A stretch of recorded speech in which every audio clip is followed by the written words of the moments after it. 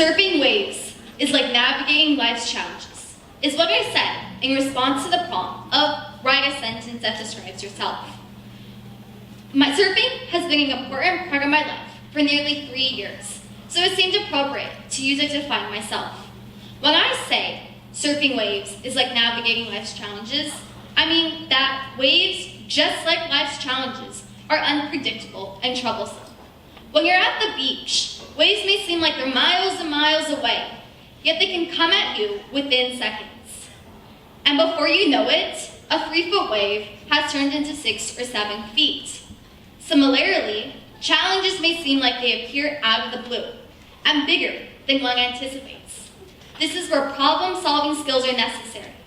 Some problems are complex and multifaceted, which require complex and multifaceted solutions.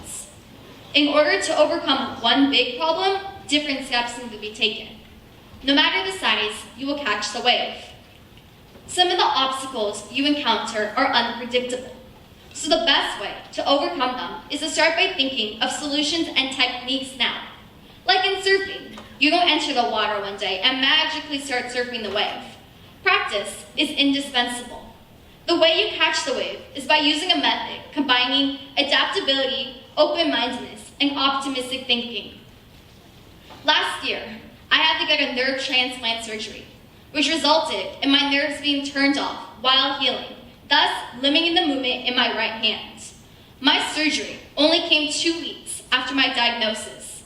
This was an incredibly fast process, faster than I could fully understand what my post-op conditions would be and what the surgery would fully entail. Additionally, this came only a month after starting 8th grade year. All the goals I had for that year got tarnished. Not just the goals I had for that year got disrupted, but my hobbies did too. Before I delve into the steps I recommend for overcoming obstacles, I should explain what regular surfing looks like. Surfing involves 3 major steps: paddling out into the ocean to find the wave you want to catch, paddling into the wave, and popping up to catch the wave. Each step requires patience, practice, and strength in order to execute each on time, or else you'll be swept underwater. And like you realize, all these steps are much easier with 2 hands. As I asked my doctors and physical therapists how to accomplish all these steps, they were left speechless. They didn't have an answer for me. I understood by their lack of suggestions that it was up to me to figure it out. Inspired by Bethany Hamilton, the one-armed surfer, I managed to learn adaptive surfing. Adaptive surfing involves adding objects to your board in order to facilitate the movements I've just described to you. The most common additions are handles on the center and side of the board in order to facilitate the steps.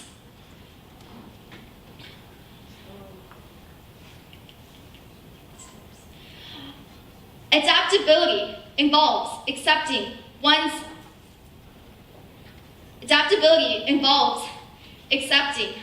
one's limitations in order to open up new doors and opportunities. The American Psychological Association defines adaptability as the ability to accept or modify one's behavior in response to different circumstances or different people. I had to adapt in order to achieve my goal of surfing again. Adaptability is an important trait that needs to be practiced. The solutions and techniques that are formed during problem solving. One can find alternate solutions and answers, but without the ability to accept them, those answers are worthless.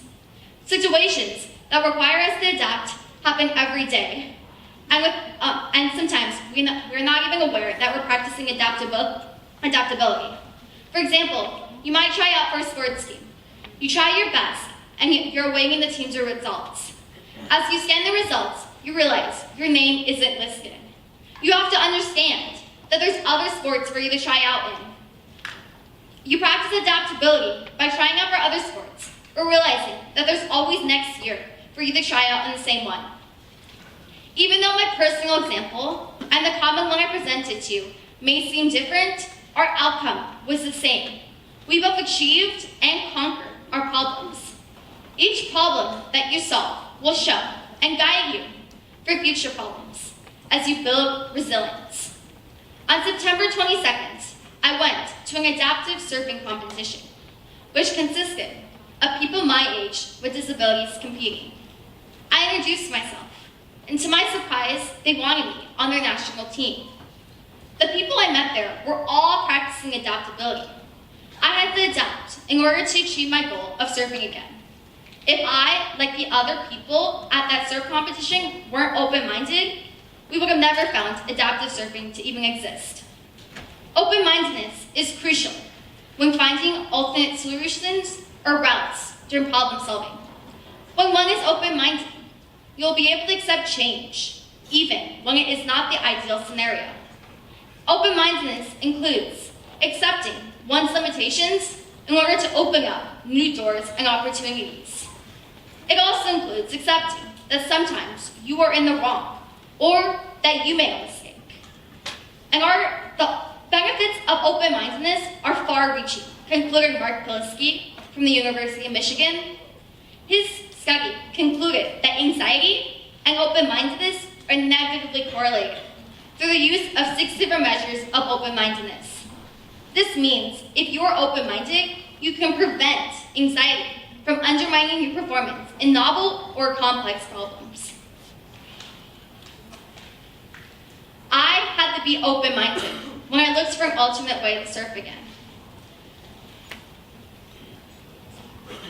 Situations that require us to be open-minded can happen in school all the time. Assume you're assigned to a group project. You are usually the person who does all the work, due to the belief if anyone else does the work, they will mess it up.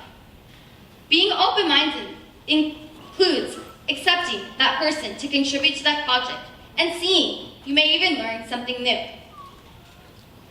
Open-mindedness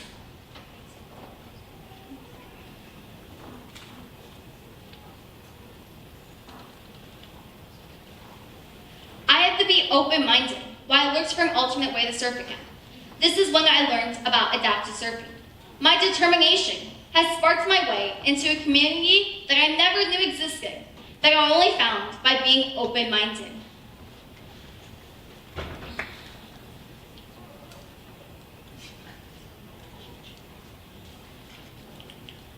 Optimistic thinking is an important trait that needs to be practiced when considering adaptability.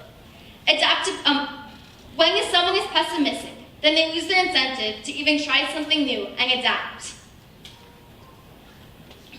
When I was told that I couldn't use my hand for up to 2 years, I could have given up, not tried surfing again, not bothered to learn how to write with my left hand, and given up doing work. I didn't. I'm optimistic. I'm letting my right hand take a break while still remembering that I won't be like this indefinitely. Even big problems, like my surgery, ended. While we can't be sure of much in life, one of the few things that we can be sure of is that time will pass. Optimism is an important trait that needs to be practiced, or the other skills I just went over with you won't be as beneficial. An example of this are the emotions attached to taking any standardized test. Most colleges require a standardized test score as part of their admissions process. When thinking about the way the test will go, it's important to remain optimistic and think it will go smoothly. According to a study done by Liliana Mafia at Brown University, when they tested 171 undergraduate students using the Academic Attribution Scale questionnaire, found that students who perceive events with a more pessimistic mindset have lower GPAs than students who have an optimistic mindset. If you're prepared and ready for the test, then you should trust yourself and your ability to do so. If you go into the test with thoughts such as, I'm gonna fail, or I'm not good enough, then your thoughts will be displayed on your actions. I'm not necessarily saying you'll fail the test, but the quality of your work will be much worse than if you had filled your head with optimistic thoughts. The order that you practice these traits does not matter so much. But what does matter is that you do practice them. Next time you have a dilemma, go through these steps of adaptability, open-mindedness, and optimistic thinking. If you're thinking to yourself, I've never needed problem-solving skills with a dilemma before. Remember, you're not immune to problems down the road. Since we cannot be sure much in life, one of the few things we can be sure of is that time will pass. And that you will face challenges. Since you will probably be likely that you will try out for a sports team. And it is a good possibility that you will have another group project. And it is in your best interest to try apply to college. Since we cannot prepare for the exactness of the problem, we need to prepare now and get these skills ready for when the wave comes next. Thank you.